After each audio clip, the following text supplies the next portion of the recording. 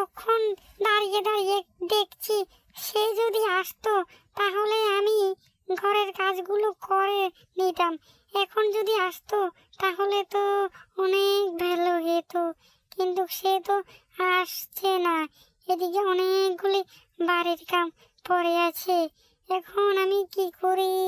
সে যদি আসে তাকে দিয়ে উঠান কুড়াবো, ঘর কুড়াবো, আর আমি বসে বসে শুধু রানীর মতো সাজবো আর সাজবো। সে তো গেছে, অনেক দেরি হয়ে গেছে, এখনো আসছে না। এখন যে আমি কি করি সেটাই তো বুঝতে পারছি না। সে আসুক, তাহলে বাড়ির কাজগুলো করিয়ে নেবো একে দিয়ে।